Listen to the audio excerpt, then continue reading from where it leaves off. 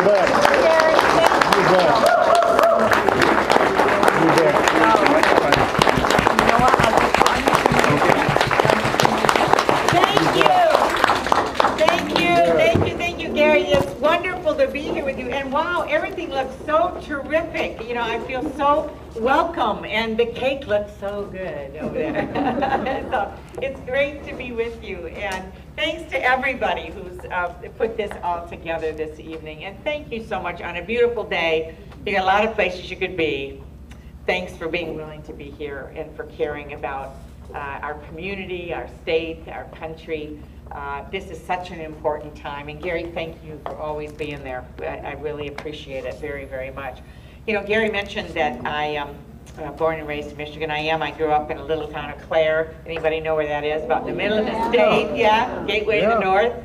And my dad was an Oldsmobile dealer, and my first job was washing the cars on the car lot, you know. And my mom was a nurse and director of nursing at the small community hospital, and my second job was cleaning test tubes in the basement of the hospital. And that really dates me because they throw them away now, right? Yeah. So that really dates me. But one of the things that I learned from them, and I was so fortunate to have a wonderful family, but I learned how to work hard. And that's what we do in Michigan. I mean, that's what we do. We work hard and we don't give up. And we have been through so much as a state. And now we're going through it again. I mean, we went through, you know, everything that happened in the economy and things just beginning to inch back. You know, there's some good news, and now we have all the challenges with the state and Lansing and what's happening and all the things that we're having to deal with nationally. But the first thing I would say to you is we don't give up. We are not giving up on turning things around. And in 2012, right, we're taking the place back here in Michigan. We're going to take things back. But we in Michigan, you know, we're a tough bunch. And we work hard. And that's clear with what happened with the auto industry. As hard as it was, and it was so hard, and everybody had to sacrifice, everybody. And then we pushed the reset button and invested in innovation, in batteries, advanced batteries, and new vehicles, and we've now begun to come back. But it's because we didn't give up. And I'll never forget December 11th, 2008. December 11th, I was standing on the floor of the Senate at 11:30 at night, making the closing argument to get some help for us just for 3 months, just to get us over into the new president and put together a plan to save the American automobile industry. 3 months. And at that point, I knew we didn't have the votes to overcome a filibuster. And I was pretty angry about the whole thing and pretty passionate at that moment. And, you know, I spoke, and then we lost that vote, and I felt physically ill. I mean, I felt like I was going to throw up.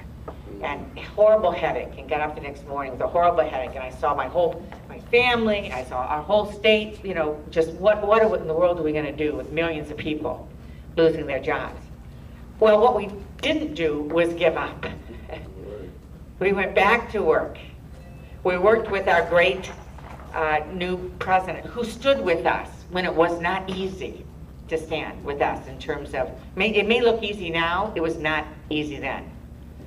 Because there had just been this big, you know, Wall Street bailout, which, by the way, as much as something needed to be done, I didn't support that. I was one of the few folks that didn't, because I didn't think there were enough strings attached on them on how they were going to use the money.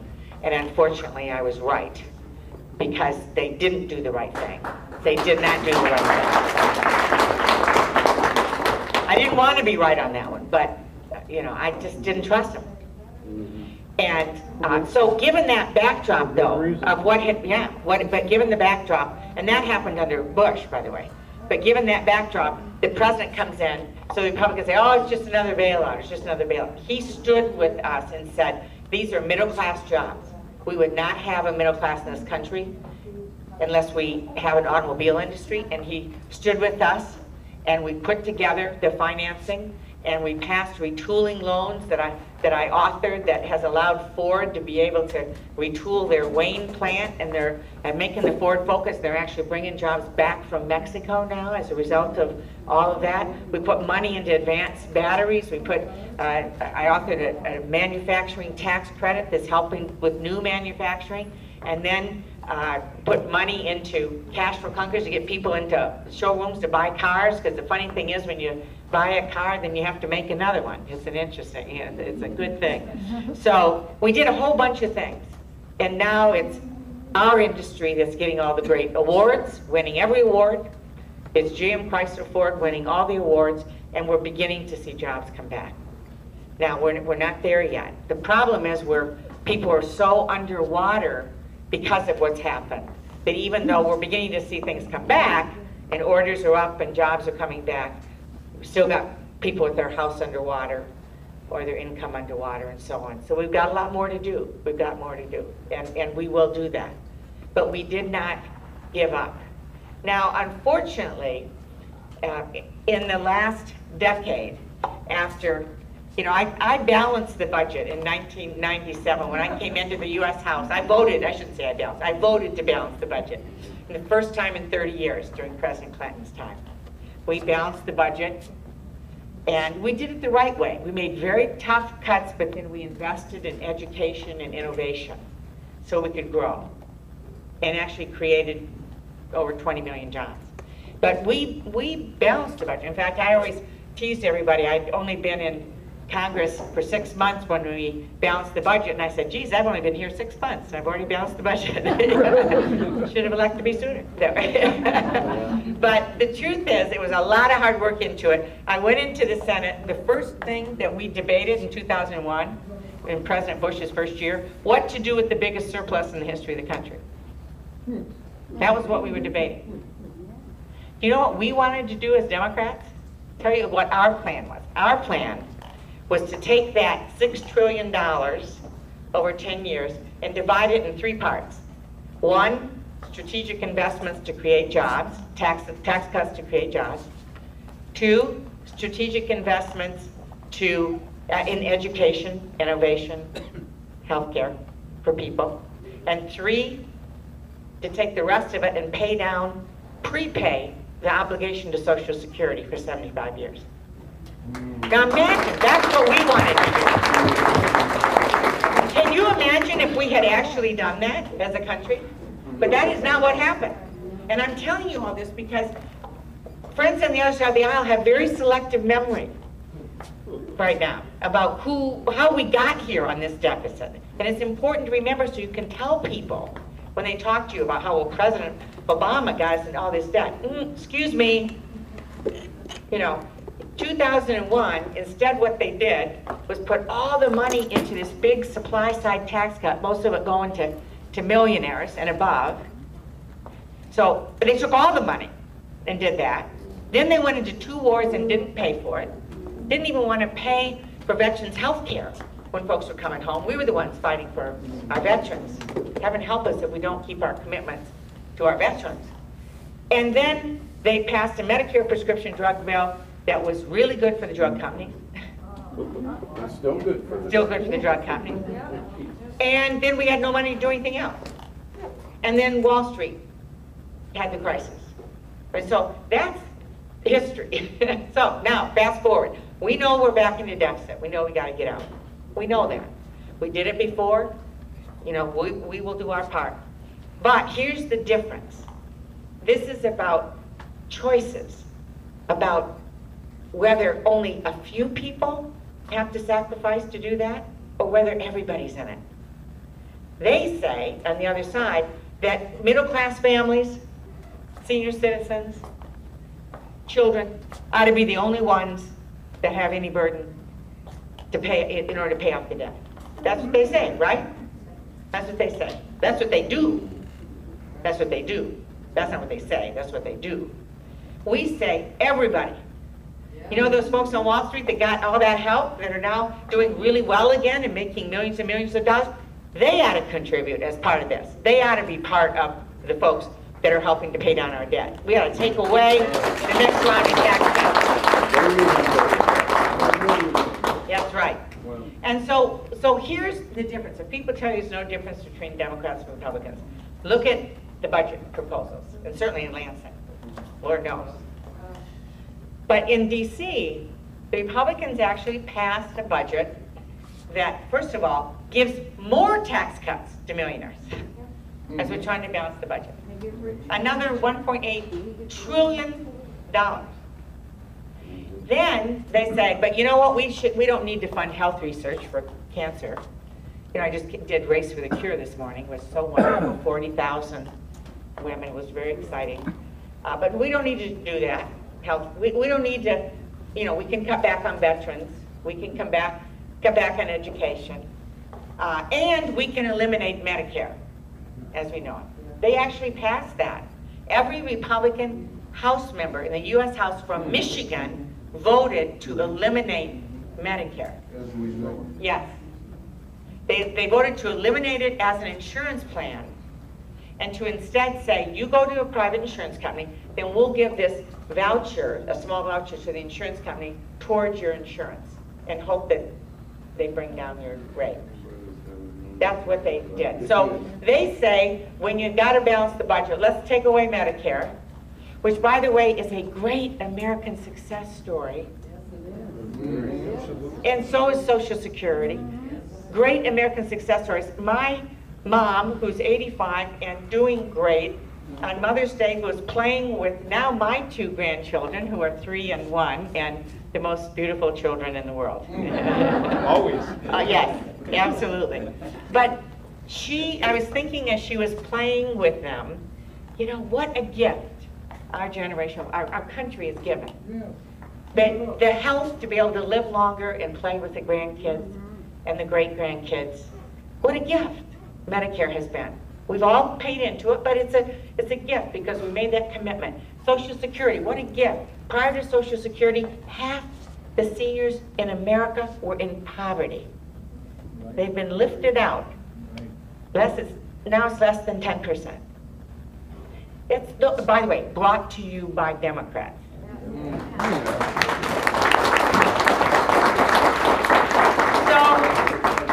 So our Republican friends say, well, you know, let's give Social Security to Wall Street. Wouldn't that have been great in the last few years? Think about that. And let's give Medicare to the insurance companies.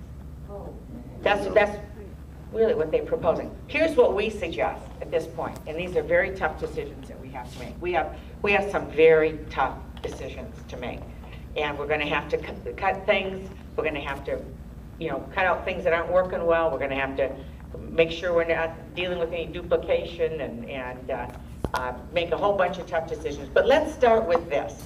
Why don't we start by taking away the taxpayer spending, the subsidies that are being given to the biggest corporations with the best or the highest profits in the history of the world, the oil companies.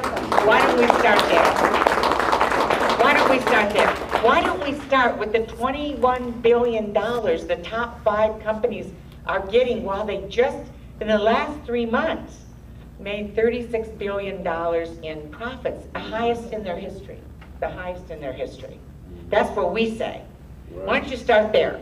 Why don't we start, now, you know, back in 1916 when some of these subsidies started, you know, it was probably a different time. They're getting started, it made sense then. Oil was $17 a barrel, okay? Now it's $100 a barrel, and they don't need that. We don't need it for our economic security. And so we say start there. And then we say things like, well, why don't we in Medicare, rather than eliminating Medicare, why don't we give Medicare the ability to negotiate prescription drug prices like the VA does and cut 40% of the cost? Why don't we do that? And that saves another $200 billion, we're told, over the next 10 years. Why don't we do that? Yes. So this is about differences in values and differences in priorities. We all know we've got to change some things, we've got to make tough decisions, we've got to make cuts, but it's all about values and priorities and the differences between who we are and who they are. I mean, that's what we're really debating. right now. So I'm happy to be there on your behalf in the fight every day, doing everything that I can to make sure that Michigan families, that each of you, your family, community, is represented on what we really ought to be doing in DC to be able to turn things around. I believe strongly that we'll never get out of debt with more than 13 million people out of work. And what we ought to be doing is focusing on jobs, number one. Jobs is number one, number two, number three, number four. And part of that's clean energy manufacturing, the things we're doing to make things. Part of it's the Great Defense Corridor here in Macomb County, where there's a great strategy of new businesses related to manufacturing and others that are coming in. Part of it's agriculture, where I'm now chairing the Agriculture Committee, where 1 out of 4 jobs in Michigan is in agriculture and agriculture-related industries. Very important to us, and so having my perspective coming from Michigan there is very important to us. By the way, there are only 3 states that have both senators chairing committees. Michigan's one of them. Michigan, California, and Hawaii are the only 3 states that have both of their senators chairing committees. So that brings a little extra clout. A little extra clout.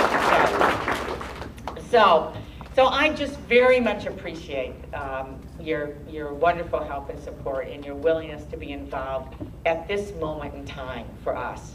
You know, we've got so much that is so great about our state.